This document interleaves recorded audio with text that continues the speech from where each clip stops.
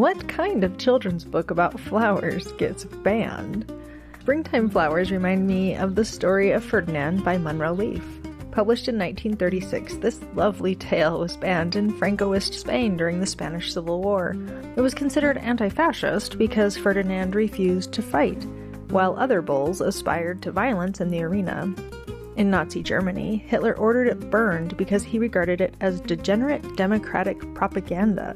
So if you're feeling opposed to fascism and violence, as I am while I crochet a springtime wreath, let's spend a few minutes with Ferdinand the Bull. Once upon a time in Spain, there was a little bull, and his name was Ferdinand. All the other little bulls he lived with would run and jump and butt their heads together, but not Ferdinand. He liked to just sit quietly and smell the flower. He had a favorite spot out in the pasture under a cork tree. It was his favorite tree, and he would sit in its shade all day and smell the flowers. Sometimes his mother, who was a cow, would worry about him. She was afraid he would be lonesome all by himself. "Why don't you run and play with the other little bulls and skip and butt your head?" she would say.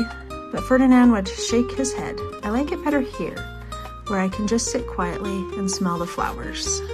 His mother saw that he was not lonesome, and because she was an understanding mother, even though she was a cow, she let him just sit there and be happy. As years went by, Ferdinand grew and grew until he was very big and strong. All the other bulls who had grown up with him in the same pasture would fight each other all day. They would butt each other and stick each other with their horns. What they wanted most of all was to be picked to fight at the bullfights in Madrid. But not Ferdinand. He just liked to sit quietly under the cork tree and smell the flowers. One day, 5 men came in very funny hats to pick the biggest, fastest, roughest bull to fight in the bullfights in Madrid. All the other bulls ran around snorting and butting, leaping and jumping, so the men would think they were very, very strong and fierce and pick them. Ferdinand knew that they wouldn't pick him, and he didn't care, so he went out to his favorite cork tree to sit down. He didn't look where he was sitting, and instead of sitting in the nice cool grass in the shade, he sat on a bumblebee. Well, if you were a bumblebee and a bull sat on you, what would you do? You would sting him, and that is just what this bee did to Ferdinand. Wow, did it hurt. Ferdinand jumped up with a snort. He ran around puffing and snorting, butting and pawing the ground as if he were crazy.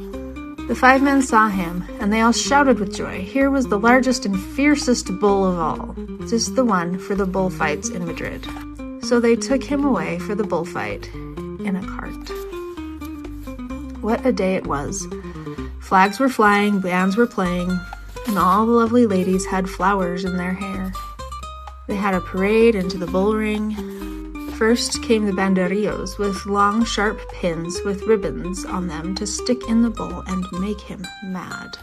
Next came the picadores, who rode skinny horses, and they had long spears to stick in the bull and make him madder. And then came the matador. The proudest of all, he thought he was very handsome and bowed to the ladies. He had a red cape and a sword and was supposed to stick the bull last of all. Then came the bull. And you know who that was, don't you? Ferdinand. They called him Ferdinand the Fierce, and all the banderillos were afraid of him, and all the picadores were afraid of him, and the matador was scared stiff.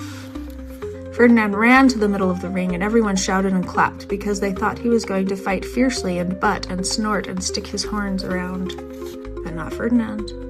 When he got to the middle of the ring, he saw the flowers in the lovely lady's hair, and he just sat down and smelled. He wouldn't fight and be fierce no matter what they did. He just sat and smelled, and the banderillos were mad, and the picadores were madder, and the matador was so mad that he cried because he couldn't show off with his cape and sword. So they had to take Ferdinand home. And for all we know, he is sitting there still, under his favorite cork tree, smelling the flowers, just quietly. He is very happy.